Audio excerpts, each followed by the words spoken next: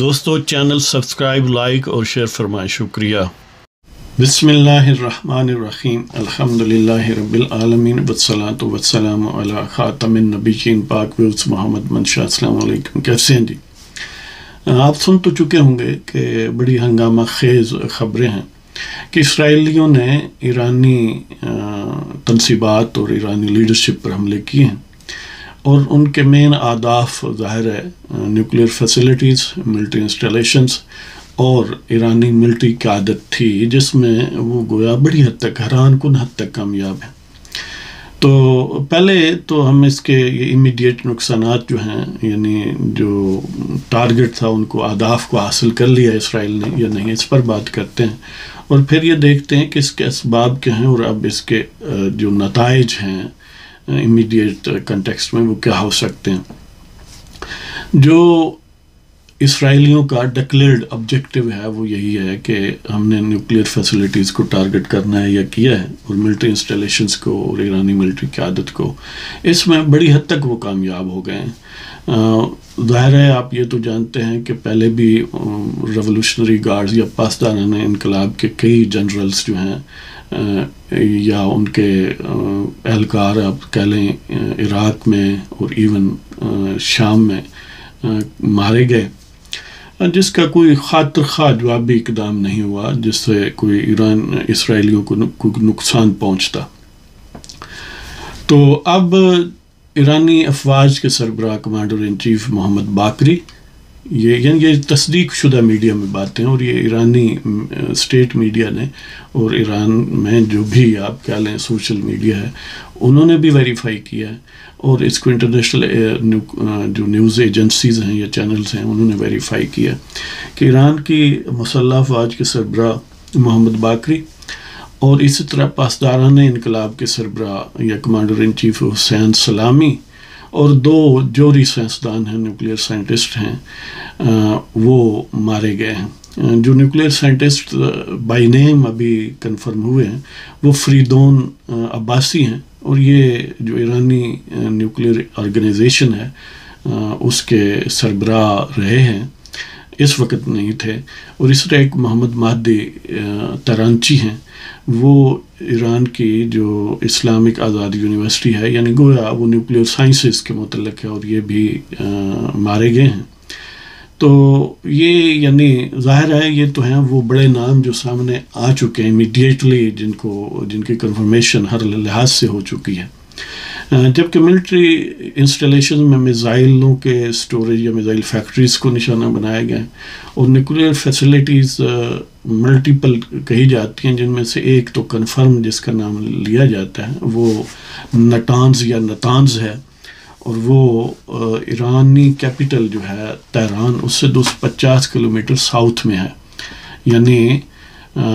وہ اس کو ہٹ کیا گیا ہے۔ اور آپ جانتے ہیں کہ ایران کی کم از کم 6-7 فیسلٹیز تو ویل نون ہیں، جو انٹرنیشنل اٹامک انرجی ایجنسی کی گویا انسپیکشنز بھی جہاں ہوتی رہی ہیں یا ہوتی رہتی ہیں، ان میں نٹانز ہے جہاں پر یورانیم کو افزودہ کیا جاتا ہے، انریچمنٹ فیسلٹی ہے، ظاہر ہے یہ مین ٹارگٹ تھا، اور اس طرح دوسری انریچمنٹ فیسلٹی فورڈو ہے، اور اس طرح نیوکلیر پاور پلانٹ بشہر جس کا نام ہے بشہر نیوکلیر پاور پلانٹ، اور اس طرح ایک اور عراق ہیوی واٹر ریئیکٹر ہے، ایک اصفہان نیوکلیر ٹیکنالوجی سینٹر ہے، ایک تہران ریسرچ ریئیکٹر ہے، یعنی یہ گویا 6 یا 7 آپ کہہ سکتے ہیں 7 سائٹس ہیں جو کہ ویل نون ہیں۔ اس کے علاوہ یہ بھی اندازے کیے جاتے ہیں یا انٹرنیشنل جو نیوکلیر واچ ڈاگز ہیں یا انٹیلیجنس ایجنسیاں ہیں کہ کچھ انڈیکلیئرڈ سائٹس بھی ہیں ایرانیوں کے پاس جہاں پر نیوکلیر انریچمنٹ کی، یورانیم انریچمنٹ کے پروگرام چلتے ہیں۔ کہا یہ جاتا ہے کہ 60% انریچمنٹ جو ہے وہ ایرانیوں نے حاصل کر لی ہے، جو کہ ویپن گریڈ ہے یورانیم کا، یعنی اگر یورانیم انریچمنٹ 60% ہو جائے یعنی اس کا وہ آئسوٹوپ جو ہے جو نیوکلیر ڈیوائس میں استعمال ہوتا ہے وہ 60% اس کی کنسنٹریشن میٹیریل میں ہو جائے یورانیم میں، تو پھر وہ اسے ویپن ڈیولپ کیا جا سکتا ہے۔ کہا جاتا ہے کہ ایران کے پاس کم از کم 9 نیوکلیر ڈیوائسز بنانے کی صلاحیت موجود ہے۔ اب یہ کہ یعنی صلاحیت سے مراد یہ ہے کہ اتنی یورانیم انریچڈ اسٹیٹ میں موجود ہے۔ اب اس کو نیوکلیر ڈیوائس میں کنورٹ کرنے میں کتنا ٹائم لگ سکتا ہے، ظاہر ہے اس کے سارے اسپیکولیشن اس کی پریسائز انفارمیشن تو ایرانیوں ہی کو ہے، لیکن یہ ہے کہ they are very close to گویا ڈیولپنگ نیوکلیر ڈیوائس۔ یہی وجہ ہے کہ جو اسرائیلیوں نے اب یہ گویا ایک پریمپٹیو سٹرائک کیا۔ اچھا مزے کی بات یہ ہے کہ انٹرنیشنل یعنی ویسٹرن میڈیا جو ہے وہ اس کو کہتا ہے کہ اسرائیلیوں نے پریمپٹیو سٹرائک کیا ایران پر، یعنی ان کا مطلب اس کنٹیکسٹ میں ہے کہ ایران یہ بنا نہ لے اس لیے پریمپٹیو سٹرائک ہے۔ تو یہ بات ظاہر ہے اس حد تک درست ہے کہ اب دیکھتے ہیں کہ یعنی اگر اس پر غور کیا جائے کہ ایرانیوں نے واقعی ڈیولپمنٹ کر لی ہے، دیکھیں جو ملک ایک ڈیلیوریبل نیوکلیر ڈیوائس بنا لیتا ہے اس پر پھر اس طرح اس کی نیوکلیر فیسلٹیز پر کوئی حملہ نہیں کرتا۔ یہ حملہ کرنے کا مطلب یہی ہے امیڈیٹ کنٹیکسٹ میں کہ ایران کے پاس نیوکلیر ڈیوائس ڈیلیوریبل حالت میں نہیں ہے۔ اگر ہو تو پھر بہت کم چانس ہے کہ اس لیول کے یعنی حملہ کیا جائے، کیونکہ پھر ریٹیلیشن کا بڑا شدید خطرہ ہو سکتا ہے۔ اور اس کا دوسرا یعنی یہ تو اہداف جو انہوں نے حاصل کیے ہیں اس کی بات ہے۔ اب اس کے اسباب چلو اس پر بات کرتے ہیں کہ اسباب جو ہیں وہ ظاہر ہے ایک تو یہ ہے کہ کیونکہ جو ایرانی رجیم ہے اس کی تاسیسی نظریات ایسے ہیں کہ جس میں یہ ایک بمباسٹک ورباسٹی کی بہت ضرورت ہوتی ہے کہ گویا انہوں نے ایک بادشاہت کو یا ایک پرانے ایرانی نظام کو الٹنا تھا، تو اس کے لیے یقیناً پھر موٹیویٹ کرنا ہوتا ہے، عوام کو موبیلائز کرنا ہوتا ہے، تو اس کے لیے کچھ جاندار قسم کی وہ آئیڈیالوجی جس پر کچھ یعنی پاپولیشن کا ایک کنسیڈریبل پارٹ جو ہے وہ موٹیویٹ ہو سکے اس پر قربان ہو سکے، اس کو آؤن کر سکے، پرجوش ہو سکے، اس کو استعمال کیا جاتا ہے۔ اور ظاہر انہوں نے استعمال کیا، اور اس کی جو نیچرل آف شوٹ ہے وہ یہ ہے کہ کیونکہ مسلمانوں کے نزدیک القدس کا ایشو جو ہے وہ بڑا پرانا بھی ہے اور بڑا حساس بھی ہے، اور یہ ایسی چیز ہے کہ جب بھی اس کو ہائی لائٹ کیا جائے تو یقیناً جو ہے وہ جذبات مشتعل ہوتے ہیں، اور ظاہر ہے یہ ایک نیچرل فینومینا ہونا چاہیے کہ اسرائیلی ایک غیر قانونی جو ایک گویا آرگنائزڈ کرمنل گویا گینگ ہے جس نے ایک اسٹیٹ کا روپ دھارا ہوا ہے، وہ اس نے ایک پوری قوم کو ذبح کیا، پوری قوم کو ریپلیس کیا، تو ظاہر ہے وہ اس حوالے سے خوف محسوس کرتے ہیں کہ جو بھی کوئی پرجوش رجیم ہوگی، خاص طور پر جس کے روٹس جو ہیں وہ ریلیجیاسٹی میں ہوں گی، تو ان کو وہ محسوس ہوتا ہے کہ ان کے لیے لانگ ٹرم خطرہ ہے۔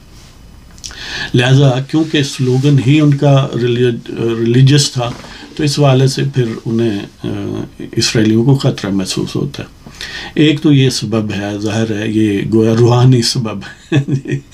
اور دوسرا یہ ہے کیونکہ ایرانیوں کا جب یہ انقلاب آیا تو انداز تخاطب جو ہے یا ان کی جو باڈی لینگویج ہے وہ ایسی تھی کہ گویا انہوں نے ایکسپورٹ کرنا ہے یہ ریولوشن، اگرچہ یہ اگین وہی بات ہے کہ اپنے عوام کو موبیلائز کرنے کا طریقہ ہوتا ہے، لیکن بہرحال کچھ ان انٹینڈیڈ کنسیکوینسز ہوتے ہیں جو کبھی یعنی جس چیز کے کچھ فوائد ہیں اس کا پھر کاؤنٹر ویٹ بھی بعض کا تو ہوتا ہے۔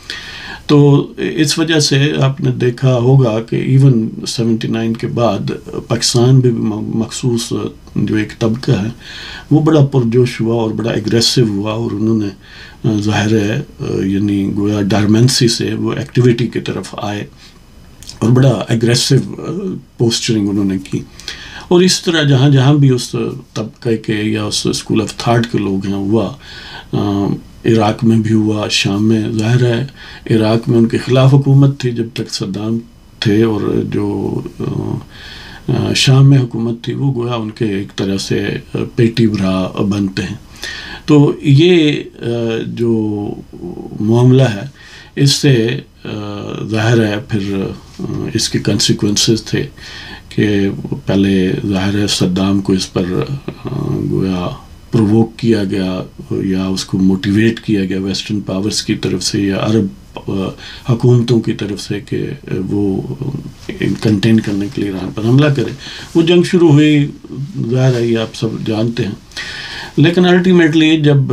صدام ٹریپ ہوا، ویسٹرن ٹریپ، خاص طور پر امریکن ٹریپ میں، کہ اس نے کویت پر حملہ کیا اور الٹیمیٹلی پہلی گلف وار پھر دوسری گلف وار. یہ ایک حیران کن بات ہوگی کہ گلف، حیران کن نہیں، عجیب، یعنی یہ بعض لوگوں کو شاید یہ عجیب لگے لیکن ہے یہ بہرحال کوئی ایسی عجب بات نہیں ہے اس سینس میں، اس لیے کہ جو اسٹیٹس کے بیہیویئر ہیں یا جو پولیٹیکل آرگنائزیشنز کے بیہیویئر ہیں یہ ایکسپیکٹڈ ہوتا ہے ان سے کہ وہ اپنی سروائیول اور اپنے مقاصد کے لیے کچھ بھی کرتے ہیں. تو بہرحال جب صدام پر حملے ہوئے گلف وار پہلی اور دوسری میں، اس میں ٹیسٹ اپروول یا گویا اس کی ناڈ شامل تھی ایران کی بھی، اور پھر ایران کے جو بھی ہمدرد تھے عراق میں ان کی بھی، اور اسی طرح شامی حکومت تو باقاعدہ پہلی گلف وار میں حصہ تھی اس الائنس کا. تو کہنے کا یہ مطلب ہے کہ یعنی عراق میں گویا امریکیوں نے ایک اینٹی ایران حکومت کو ختم کیا اور پرو ایران حکومت اسٹیبلش کی، پریکٹیکلی ڈیلیور کیا عراق کو ایران کی جھولی میں ڈال دیا. اس کے ظاہر کنسیکوینسز ہونے تھے کہ پھر انہوں نے اس کامیابی کو ظاہر وہ بوسٹ اپ ہوئے، اس سے انہوں نے اسٹرینتھ پکڑی اور گویا ایک پورا کریسنٹ، ایک سیمی سرکل ڈیولپ ہو گیا کہ یمن سے یعنی ایران، اور پھر یعنی ایران سے یمن اور ایران سے عراق اور پھر شام اور پھر لبنان، اس حوالے سے. تو یہ یعنی اس کے اسباب ایسے ہیں، اور ایران کی فطری یہ کوشش تھی کہ جب اینٹی ایران حکومت عراق میں ختم ہوگی تو انہیں فائدہ ہوگا، اور ہوا. تو اس والے سے یعنی جب بظاہر دو طاقتیں ہیں جو عام پبلک پرسیپشن میں ایک دوسرے کے مخالف ہیں، لیکن یہاں ان کے مقاصد ایک ہوتے ہیں، جیسے کہ صدام کو ختم کرنے کی صورت میں ایک تھے، تو پھر اس وقت ایرانیوں کی ٹیسٹ اپروول تھی، شامیوں کی اوپنلی اپروول تھی، اور عراق میں جو بھی پرو ایران ایلیمنٹس تھے وہ سارے مجتمع تھے، حملہ آوروں کے ساتھ تھے. اب ظاہر ہے یعنی ایران پر حملہ ہوا ہے، اور اب بھی نہیں، پہلے بھی ہوئے ہیں جب یہ اسماعیل ہانیہ شہید ہوئے ادھر، اور باقی بھی یعنی ایرانی کے لیڈر مارے گئے مختلف اوقات میں پچھلے چند سالوں میں. تو ایک سبب حملہ اب یہ بھرپور ہونے کا یہ بھی ہے کہ پہلے جو حملے ہوئے ہیں اس میں بیان بازی اور ایک شو جو ہے، ایک نمائشی حملہ بھی ایرانیوں نے کیا، لیکن اس کا کوئی سبسٹانشل نقصان اسرائیلیوں کو نہیں ہوا. وہ ایک پبلسٹی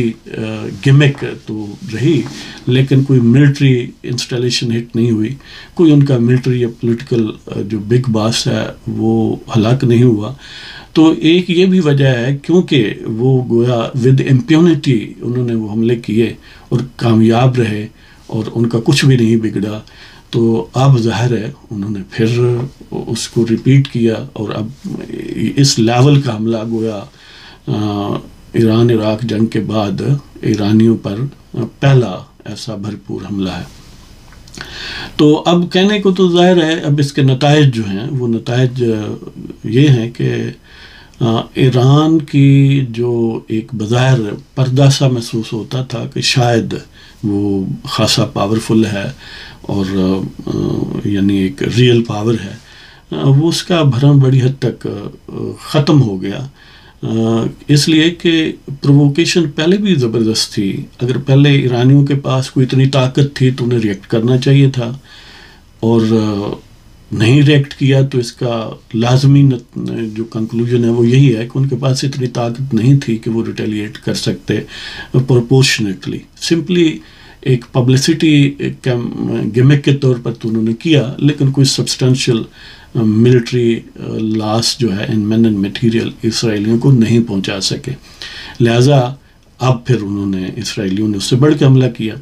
اب بظاہر امریکہ کی پالیسی یہی ہے کہ ہمارا اس میں کوئی ہاتھ نہیں ہے، اگرچہ ہمیں پہلے یعنی امیڈیٹ سینس میں انہوں نے بتا دیا تھا. امریکی سیکریٹری آف اسٹیٹ جو ہے روبیو، اس نے بھی یہ کہا، پریزیڈینشیل یا وائٹ ہاؤس کے اسپوکس پرسنس یا میڈیا آؤٹلیٹس نے بھی یہی بات کہی، ایون ٹرمپ نے بھی یہ کہا. تو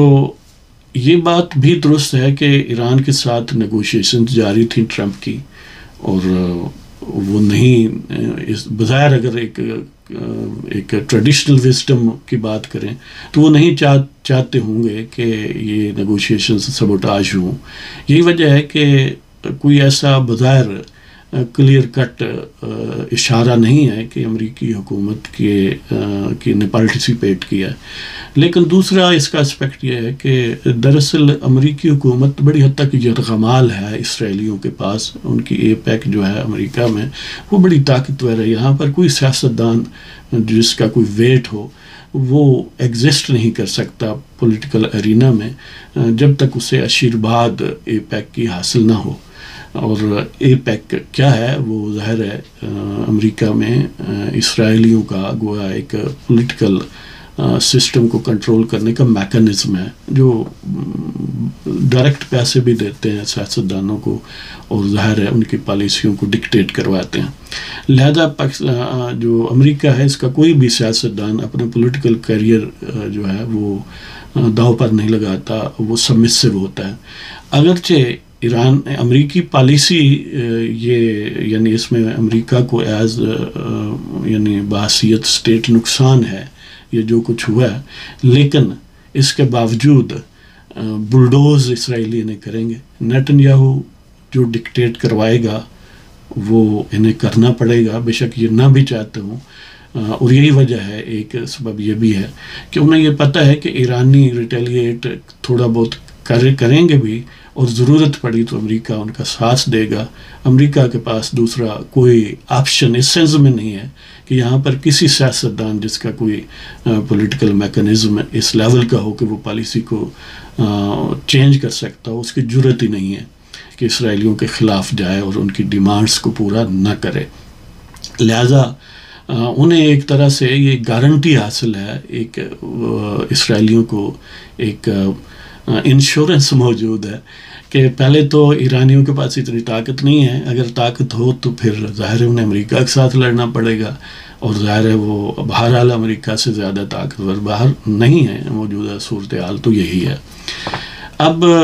ہے تو یہ افسوسناک، ظاہر ہے کہ کوئی بھی نہیں یہ چاہے گا کہ جنگ اس پیمانے پر شروع ہو، یا خاص طور پر ظاہر ہے ایران کے ساتھ ہمارے تو خصوصی تعلقات ہیں ثقافتی، تاریخی اور مذہبی نوعیت کے. تو اس حوالے سے یہ بڑی افسوسناک بات ہے. لیکن پاکستان کو اس حوالے سے اپریشیٹ کیا جانا چاہیے کہ سو فار پاکستان نے کسی قسم کی کوئی پارٹیسپیشن یا انیبل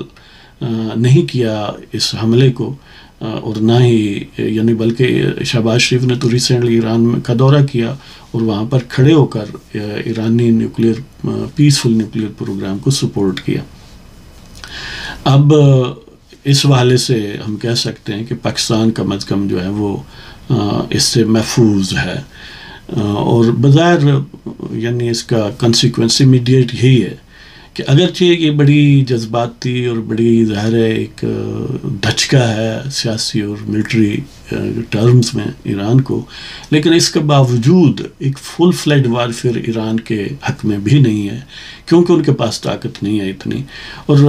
جو بین الاقوامی طاقتیں ہیں ان میں روس جو ہے اس کے ساتھ ظاہر ہے ان کے خصوصی مراسم ہیں، لیکن روس جو ہے آلریڈی پری آکوپائڈ ہے یوکرائن کے حوالے سے. اور اسرائیلی بھی یہی سمجھتے ہیں کہ ایران کے پاس کوئی بہت بڑی طاقت نہ اپنے پاس ہے، اور ان کا جو سب سے بڑا دوست ہے روس اس کے پاس بھی اتنی نہیں ہے کہ یعنی اپنے معاملات کو کنٹرول یا کور کر کے بھی ایکسٹرا اس کے پاس ہو کہ وہ ایرانیوں کو اس لیول تک سپورٹ کر سکے کہ وہ ایک سبسٹینشیل جواب دے سکے. تو اس لیے میں یہ سمجھتا ہوں کہ ایک نمائشی جوابی حملہ بھی ہوگا جس کا اسرائیل کو کوئی نقصان نہیں ہوگا سبسٹینشیل ٹرمز میں، اور اس کے ساتھ ظاہر ہے بڑک بازی اور بیان بازی بھی ہوگی، لیکن الٹیمیٹلی وہی بات ہوگی کہ ڈھاک کے تین پات، جو جیسے پہلے یعنی وہ حزب اللہ کا بھی معاملہ ہوا دمشق میں، ان کے اپنے سفارت خانے میں یا قونصل خانے میں ان کے لوگوں کو مار دیا گیا. اب ظاہر اسماعیل ہانیہ اور باقی لوگ ادھر مارے گئے ایران کے اندر جا کر، اور اب یہ بھی مارے گئے ہیں. تو اگر وہ پہلے یہ کر لیتے، اگر واقعی طاقت تھی، تو اب یہ نہ ہوتا. لیکن بہرحال یہ صبح کی یا یہ بہت یعنی برا ہوا ہے، لیکن اس میں بھی انفارچونیٹلی بدقسمتی سے صہیونی طاقت جو ہے وہ بہرحال کامیاب رہے گی. اور عراق کی بڑی عجیب صورتحال ہے کہ ایک طرف تو وہاں پر ایرانی اثر رسوخ بہت طاقتور ہے، اور دوسری طرف ظاہر امریکہ کا بھی اثر رسوخ ہے،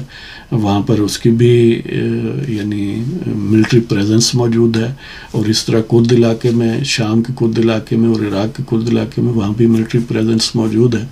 تو اس لیے یعنی ایک ہی گھر میں دو بظاہر مخالف